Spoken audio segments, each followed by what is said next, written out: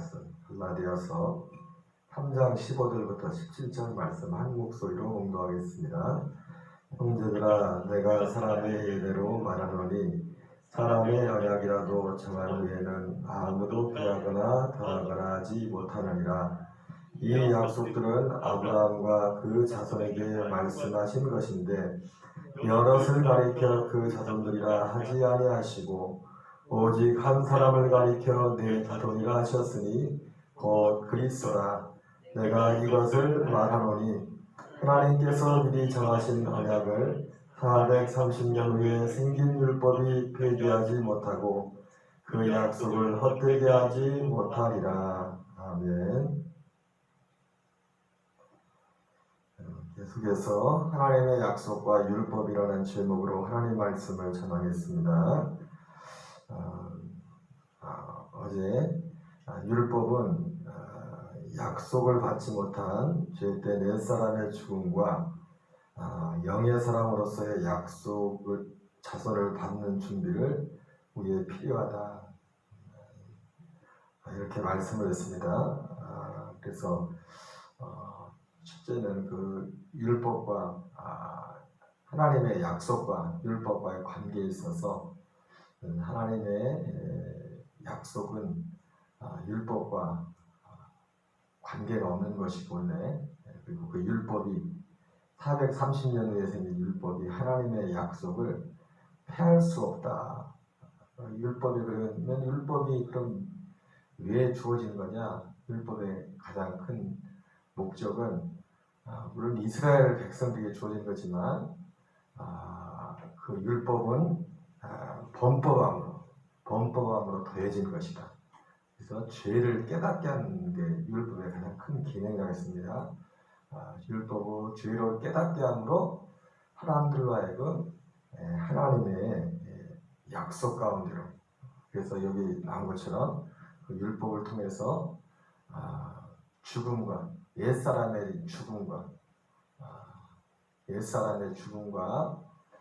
그리고 또 새 생명으로 하나님의 약속을 받는, 여기서 약속의 자손을 받는 주님, 약속의 자손은 누구를 말하죠? 바로 그리스도를 말하는 겁니다. 죽으시고 부활하시고 승천하신 예수님을 받는 것이 그리스도를 받을 준비를 하는, 약속은 그리스도죠.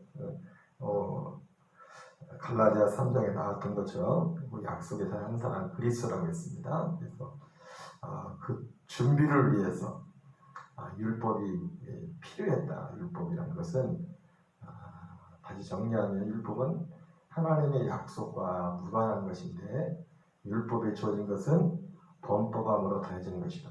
오히려 율법은, 그러면 율법이 하나님의 약속과 반대되냐? 하나님의 약속과 반대되는 것이 아니라고 했습니다.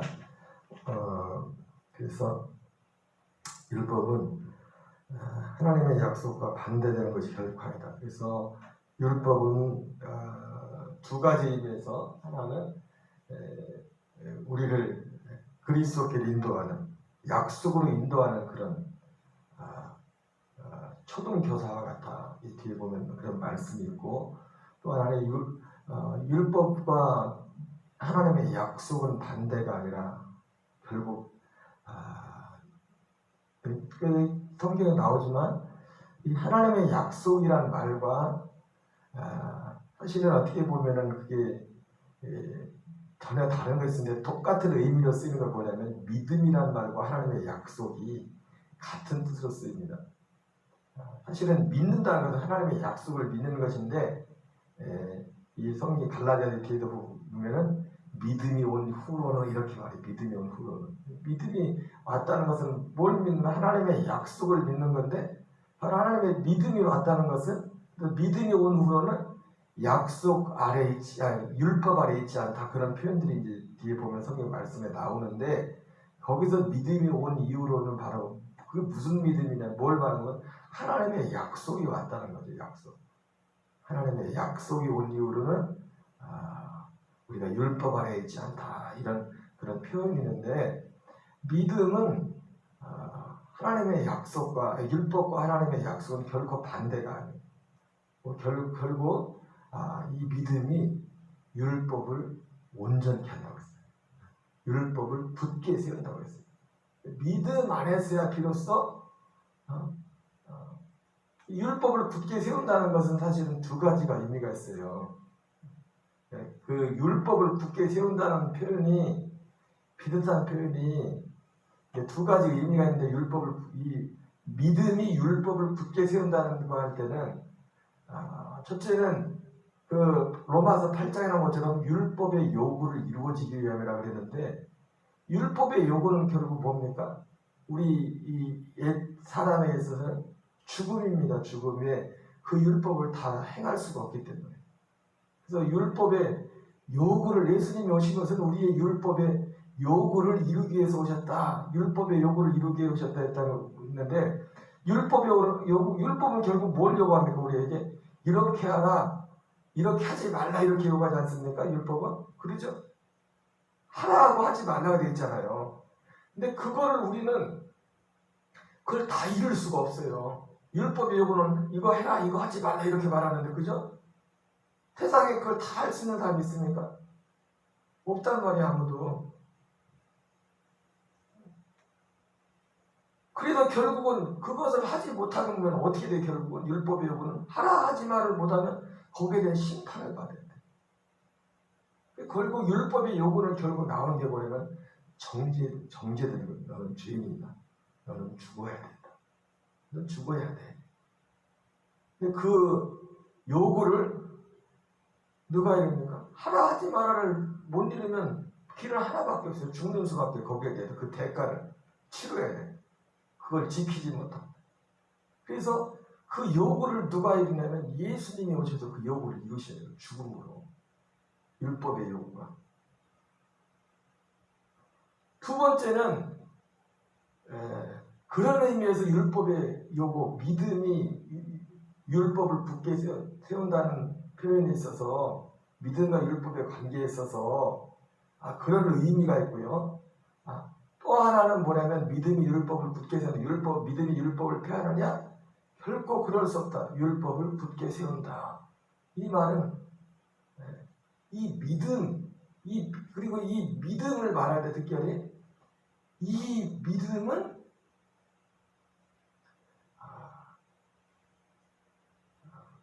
두 가지 여기 말한 것처럼 이 믿음이라고 할 때 첫 번째 그 지금 율법이라는 것이 여러분 보세요. 율법이라는 것이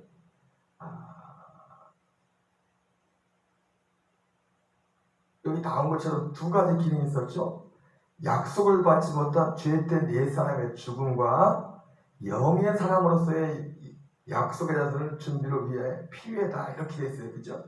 그래서 첫 번째 말씀드린 것처럼 율법의 요구가 하라 하지 말라 할 때 거기에 대한 그 대가는 요구는 우리가 하라 하지 말라 걸 100% 하면은 그게 율법의 요구요. 근데 우리는 그걸 다 못해요. 하라 하지 말라를. 그래서 하라 하지 말라를 다 하면 완벽하게 율법의 요구를 이루는데 못하기 때문에 거기에 대한 심판을 받아야 돼요. 무슨 말씀 아세요? 근데 그 심판을 누가 받았다고요? 예수님이. 그래서 그리고 우리도 심판을 받아야 돼요. 율법의 요구를 어떻게 심판받아요? 우리도 예수님과 함께 죽는 거예요. 그럼 그 율법의 심판을 받는 거예요. 그러면 더 이상 심판을 받을 필요가 있어요? 심판이 끝난 거죠. 율법의 요구가 우리에게 이루어지는 거예요. 예수님의 죽음으로. 그러니까 믿음이 율법을 굳게 세운다는 건 첫 번째 의미는 그거예요. 그래서 예수님의 죽음을 믿음으로, 아니 예수님의 죽음과 정확히 말하면 예수님의 죽으심과 내가 연합함으로, 내가 함께 죽음으로 내 안에서 율법의 요구가 이루어지는 겁니다. 첫 번째는 예수로 말미암아, 예수님의 죽음으로 말미암아. 두 번째는 거기서 끝나는 게 아니라 예수님의 죽음으로 말미암아 우리에게 율법의 요구가 이루어지는 것은 우리에게 심판이 끝난다는 겁니다. 심판이 이루어진다는 겁니다. 우리가 예수님과 함께 심판당하는 겁니다. 예수님이 심판당한 것처럼 나도 예수님과 함께 죽음으로 내게 심판이 이루어지는 거예요. 그럼 심판이 이루어졌으면 또 심판을 받습니까? 또 심판받을 필요가 없죠. 내가 죽었는데. 사람이 사람이 아무리 무기징역을 받고 사람이 세상에서도요, 아무리 큰 벌도 뭐예요? 아무리 큰 형벌도 뭐로 끝나요? 죽으면 끝나요. 그 사람 죽으면. 아무리 악독한 죄를 지은 사람도 저런 인간같이 않고 지금 같다, 그런 사람도 죽으면 끝난다고. 두 번째는 죽으심으로, 그러니까 우리가 믿을 예수님을 믿는다고 할 때 그분의 죽으심과 부활을 믿잖아요. 그죠? 우리의 믿음의 힘은 예수님의 죽으심과 부활이잖아요. 그러니까 예수님의 죽으심을 통해서 첫 번째 율법의 요구가 이루어지는 거예요. 율법의 요구가. 죽음으로 이루어져요. 두 번째는 예수님의 부활로 말이야. 우리가 죽으심과 연합함으로 심판에 대한 요구가 우리에게 이루어져서 우리 옛사람이 죽어지고, 예수님의 부활로 말미암아 하나님의 약속된 그 아들의 생명이므로, 어제도 말씀을 드렸지만, 마태복음 5장 말씀드렸지만, 그 생명 안에서 생명과 연합하여 살 때, 모세의 율법에서는 살인하지 말라, 이것도 못 지킬 때가 있었는데, 이 생명 안에 있을 때는 어떻게 돼요? 살인하지 말라는 또 마음에 시작되는 거예요. 그죠?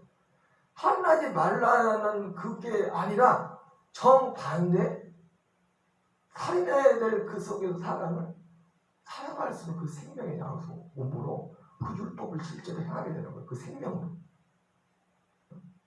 그리고 모세 율법에는 간음하지 말라 그랬는데, 이게 다 행동으로 나온 거잖아요. 이미 행동으로 범하는 거지 않습니까?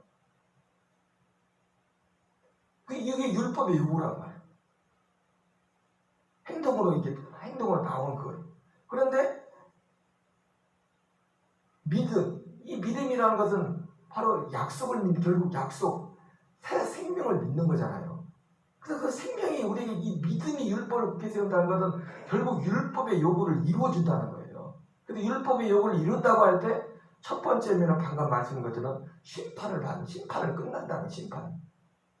예수님과 함께 죽음으로 심판이 끝난다는 겁니다. 여러분, 율법에 반드시 심판이 있습니다.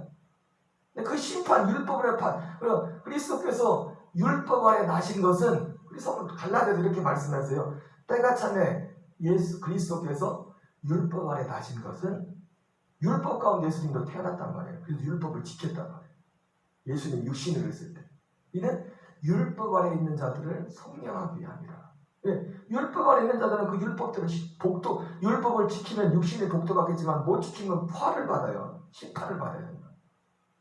그래서 율법 아래 있는 자들을 성령하기 위함이라. 성령하기 위해서 어떻게 했어요? 예수님이 죽었단 말이에요. 그 죄를 뒤집어 쓰고서. 그래서 율법의 첫 번째 요구가 이루어지는 겁니다. 그러나 거기서 끝나는 게 아니라, 예수님이 부활하심으로, 그리스도가 되심으로, 그 그리스도가 되신 그 생명과 연합한 사람에게는 또 두 번째 율법의 요구가 이루어지죠. 어떻게 해요? 그 율법을 실제로 행할 수 있는.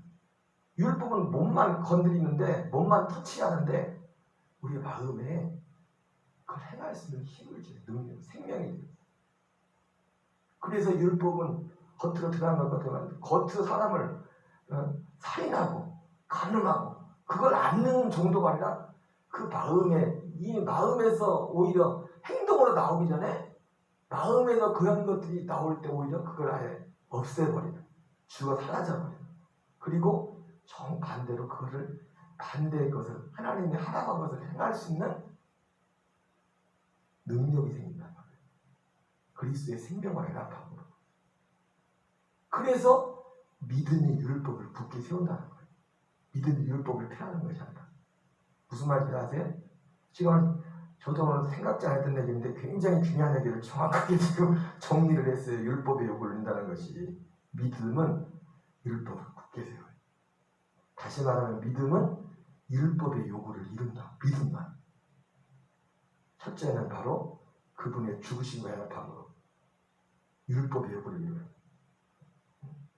율법의 요구는 죽음이거든, 심판이거든. 왜? 다 다 지키던가 죽던가 율법의 기능 자체가. 왜 율법이 되어진 것은 사람이 범법하고 범죄하고. 그게 첫 번째 믿음이 율법이 되어버리는 것이고, 그러니까 예수님의 죽으심과 예수님의 부활, 이 두 사건에는 바로 이 율법의 요구를 이루는 비밀이 거기 있는 거예요. 약속이. 무슨 말인지 이해가 되세요? 그래서 율법은 결코 하나님의 약속과 반대되는 것이 아니에요. 하나님의 약속과 반대되는 것이 아닙니다.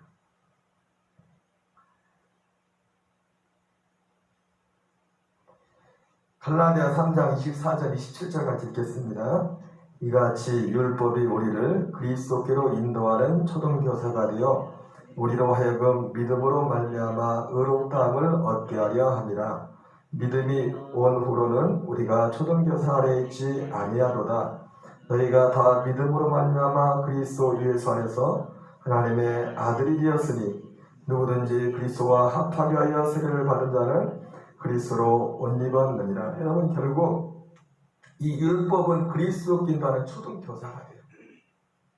율법을 통해서, 율법을 없었으면 내가 죄인인 걸 몰랐어. 그래서 율법을 통해서 죄인인 걸 알므로, 죄인인 것을 알므로 그 죄에서의 구원의 필요성, 나 이제 죽었다. 이 율법이 사람에게 임하면은, 율법이 정확히 사람에게 임하면 나타나는 현상이 뭐냐면 두 가지예요. 난 이제 죽었네. 하나는 난 이제 죽었네. 두 번째는 뭐냐면 나 이렇게 살고 싶지 않은데. 나 이렇게 살고 싶지 않은데. 그래서 사람이 그렇잖아요. 사람이 인간적으로도 사람이 내가 뭔가 잘못이라고 할 때, 잘못을 하고도 누구한테 가서 나 잘못했어요. 용서해주세요. 그것도 한두 번이지. 맨날 용서해달라는 것도. 그죠? 용서해주는 사람 입장에서 그렇고, 용서해달라는 사람 입장에서, 여러분, 사람과의 관계를 놓고 생각해보세요. 내가 뭔가를 지금 잘못 살고 있는데, 그래서 이것 때문에 내가 어떤 불이익을 받거나 심판을 받아야 되는데, 그러면 이제는 거기서 용서의 필요성이 있을 거 아니에요? 용서해주세요. 여기서 벌을 받는 거를, 난 벌 받을 때 내가 죽어야 되는데, 나 이제 죽었네? 살고 싶을 거 아니에요? 근데 문제는 또 뭐냐면, 우리가 누구와의 관계에 있어서 내가 계속 누군가에게 잘못을 하는데 그 강력한 사람이 용서를 해줘. 용서해준다고 보세요. 사람과의 관계. 그런데 계속 그 잘못을 하면 내가 인간적으로 용서를 빌는 것도 한두 번이지. 그죠?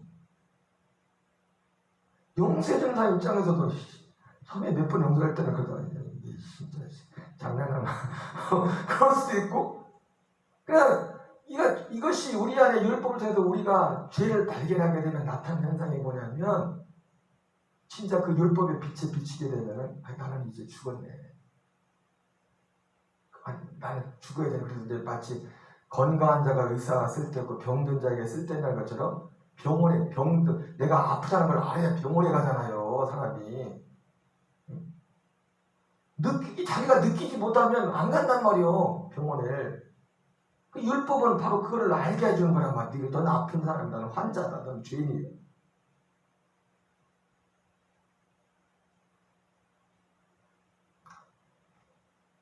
그리고 두 번째는 용서를 받아. 그런데 이걸 계속 반복적으로, 그런 용서받은 건 용서받는 건데 계속 내가 또 그 죄를 짓고 있어. 그러면 사람이 어떻게 돼? 나 진짜 이렇게 살고 싶지 않은데.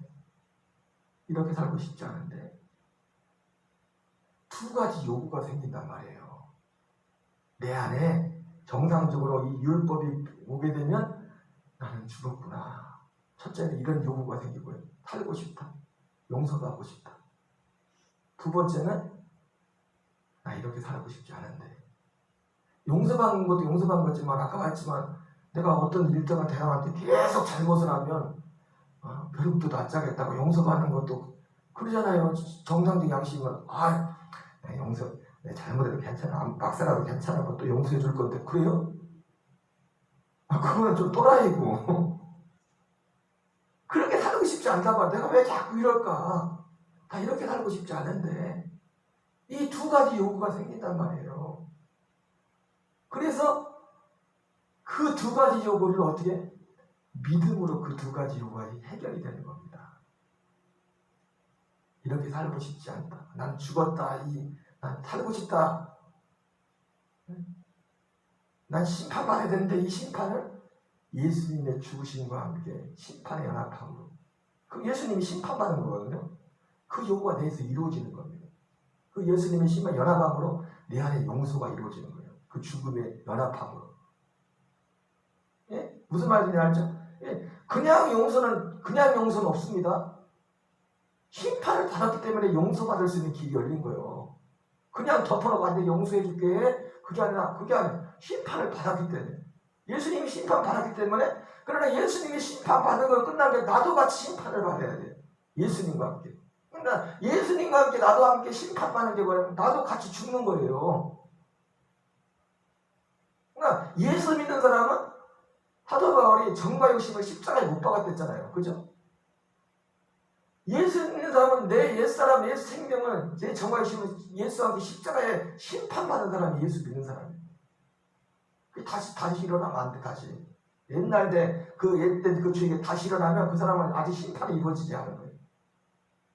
심판이 내게 이루어져야 용서가 이루어지는 거예요, 용서가 내 안에. 무슨 말씀 아세요? 예수님이 우리 죄에 죽으시는 것은 예수님 죽음 따로 나 용서받는 그 따로가 아니라 예수님이 심판받는 것처럼 율법의 요구가 그거란 말이야. 나도 그럼 내가 받을 심판을 예수님이 다시 심판받단 말이야. 그럼 그걸 끝나는 게 아니라 나도 그 심판이 나의 심판이 되려면 나를 내 심판받는 것이 돼야 된단 말이야. 예수님의 심판이. 그러려면 나도 같이 심판을 받아야 된다고 예수님과 함께. 나도 함께 예수님과 함께 심판받는 게 뭐냐면 내가 그분의 받은 심판이라든 그 죽음과 나도 같이 죽는 겁니다. 진짜 심판을 받는 거예요, 나도. 그리고 심판받고 그 옛사람은 심판받고 죄사받은 그 영혼이 예수님의 그 생명과 그리스도의 생명, 부활하신 그 생명과 하나가 됨으로 그 새 생명 가운데 살 수 있는 길로 인도한다고. 그래서 나 이렇게 살고 싶지 않은데, 근데 진짜 그렇게 안 살 수 있는 길이 열린단 말이에요. 이 죄에 대해서 죽었기 때문에. 그래서 율법은 이 두 가지 필요를 이루기 정확하게 예수님께서 이 땅에 오셔서 이 두 가지 요구를 이루는 겁니다. 이 두 가지 요구를. 우리가 예수님을 믿었다고 할 때는 결국 이 두 가지를 믿는 거예요. 두 가지를. 가장 소중한 두 가지 약속의 사실은 똑같잖아요. 그거하고. 그죠? 히브리서 9장 28절에 나오는 말씀처럼. 그래서 율법은 우리를 그리스도께 인도하는 초등교사가 되어 우리로 하여금 믿음으로 말미암아 의롭다함을 얻게 하는 거예요. 그러니까 이 말이 바로 율법이 우리를 그리스도께 인도하는 초등교사가 뭐냐면 우리에게 이 두 가지 율법이라는 게 와서 우리에게 두 가지 필요성을 두 가지 기도제목, 쉽게 말해 두 가지 기도제목을 준다는 거예요. 두 가지 기도제목. 살고 싶어. 이 심판의 문제를 해결하고 싶다.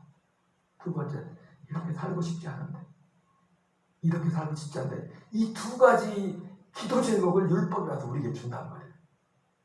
근데 두 가지 기도제목을 어디서 이루어요? 두 가지 기도제목을 이루려면 예수님께로 가야 돼요. 예수님께로 가서 예수님의 죽으심과 연합해서 나도 죽고, 예? 예수님의 부활과 생명과 연합해서 내가 다시 그분의 생명과 같이 살아야 돼. 죄된 옛사람은 죽으심과 연합해 죽어 없어지고 그 예수 그리스도의 생명, 아들의 생명, 영원전부터 약속된 그 생명과 연합함으로 그 아들의 생명으로 삶으로 실제로 너 이렇게 살아라, 이렇게 살지 말아라 이거를 지킬 수 있는 그 믿음 안에 살 때 길이 열린다는 겁니다. 그게 초등교사이고 율법이 그리스도끼리 인도한다. 그래서 결국 우리로 하여금 믿음으로 말미암아 의롭다. 뭘 믿어요? 결국 그 약속을 믿음으로 우리를 의롭다함을 받게 하려 함이라 이렇게 말씀하셨어요. 그래서 누구든지 그리스도와 합하기 위하여 세례를 받는 자는 그리스도로 옷 입어라. 그래서 아까도 말씀드린 것처럼 반드시 예수님으로 옷 입으려면, 그리스도로 옷 입으려면 반드시 그분의 그리스도와 합하게 하여 세례를 받는 자. 세례는 죽음을 의미하는 겁니다. 세례는 옛사람의 로마서 6장에도 나오지만 세례는 그리스도의 죽으심과 연합하여 죽는 거예요. 이게 세례예요. 로마서 6장에서 그걸 더 자세히 말씀하고 있어요. 그래서 누구든지 그리스도와 합하게 하여 세례를 받는 자는 그리스도로 옷 입었다고 했어요. 반드시 예수님과 함께 죽어야만 그리스도로 그분과 또 하나의 연합할, 죽음을 통과하지 않고는 그분과 연합할 수가 없어요. 어제 계속 말씀드리지만 빛과 어둠이 결코 하나가 될 수 없는 것처럼 예수님은 빛이거든요. 그리스도는 빛이거든요. 빛 대신 그분과 연합하려면 어둠이, 나는 내 육체의 본성은 어둠 가운데 있어요. 어둠. 태생적으로. 누구도 이해 없어. 그래서 죽어야 돼. 이 내 옛사람과 그리스도의 생명은 결코 하나가 될 수가 없어요. 죽음과 연합하고 아들의 생명과 연합하는, 바로 이것이 율법이 우리에게 일어난 그 요구를 우리에게 줘서 결국은 그리스도에게 인도하는 겁니다. 그럼 여기까지만 하겠어요. 우리 주기도문으로 마치겠습니다. 하늘에 계신 우리 아버지여, 이름이 거룩히 여김을 받으시오며 나라의 임하옵시며 뜻이 하늘에서 이루어지는 것 같이 땅에서 이루어지이다. 오늘날 우리에게 일용할 양식을 주옵시고 우리가 우리에게 죄진 자를 사하여 주는 것 같이 우리의 죄를 사하여 주옵시고 우리를 시험에 들게 하지 마옵시며 대개 나라와 권세와 영광이 아버지께 영원히 싸움나이다. 아멘. 주여 주여 주여. 아버지 하나님 감사드립니다. 아버지 새벽도 우리를 기대자리로 불러주시고 인도하심을 감사합니다. 하나님의 약속과 아버지의 율법과의 관계를 통해서 아버지의 율법의 요구가 곧 우리를, 아버지의 율법의 요구를 통해서 결국 우리를 하나님의 약속 가운데로 인도하는 것을 아버지 깨닫게 됩니다.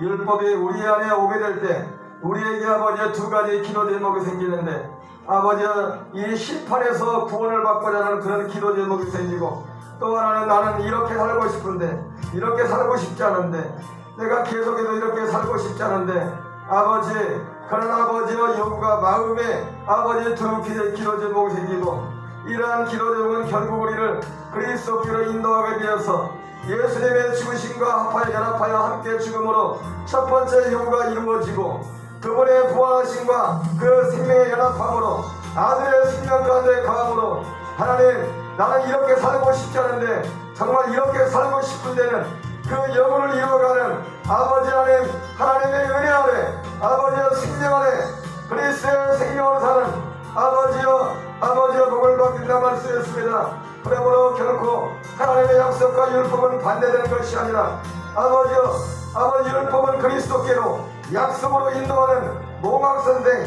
초등교사와 같은 것이라고 말씀했습니다. 주여 아버지 우리 사람의 마음 가운데 아버지 하나님의 약속의 아버지의 시작은 아버지 우리 속에 이 두 가지 아버지의 기도 제목이 임할 때부터 시작됩니다. 이렇게 살고 싶지 않은데, 내가 죄에서 구원받고 싶은데, 심판에서 구원받고 싶은데, 내 영의 죄 가운데 살고 싶지 않은데, 이 두 가지 기도 제목이 마음속에 시작되면서부터 우리가 그리스도께로 나가게 되고, 그래서 우리가